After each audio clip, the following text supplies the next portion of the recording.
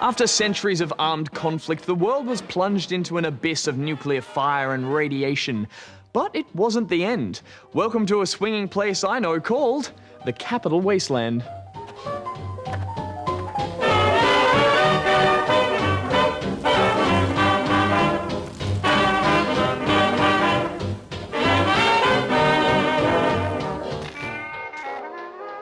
Once the bustling capital of the good old US of A, the city of Washington has undergone somewhat of a drastic remodeling after the nuclear fallout of 2077.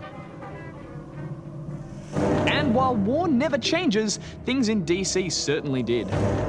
Reduced to a scorched shell of its former self, the utter desolateness of the wasteland is an overwhelming sight to behold. The harsh sun blinding those stepping out onto its surface for the very first time. With barely any life remaining, the rocky countryside is awash with a palette of dusty browns and dirty greys. A noxious haze floats over the land in every direction, giving the impression that whatever is left in this world is either sick or dying.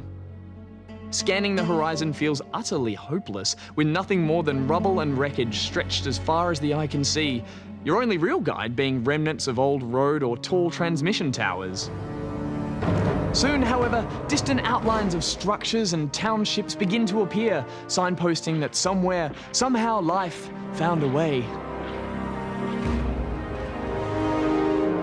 Famous landmarks that somehow managed to withstand the destruction now serve as beacons of interest to wanderers of the wasteland. Once celebrated monuments are now rebuilt and repurposed to deal with the pressures of post-nuclear inner-city living. And while some, like the hulking aircraft carrier of Rivet City, offer you a haven from raiders, mutants, and the sting of a radiated scorpion, nowhere in the wasteland ever feels truly safe. Although I have heard Megaton is due for a bit of a population boom soon. Just bought an apartment there. In fact, approaching any of these outposts too hastily can be pretty hazardous. With the majority of the population now either vaporized, mutated, or lightly toasted, crazed and desperate survivors in the wasteland tend to go with the "that's first, ask questions later" approach.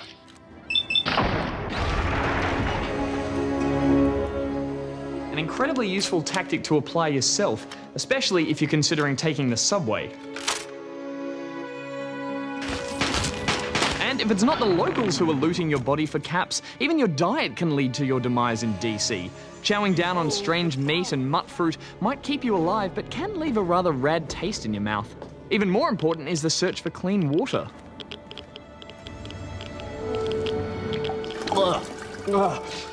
With lakes and riverbeds reduced to muddy, radioactive puddles, searching for sustenance is vital for survival. Even if that means sipping out of an S-bend.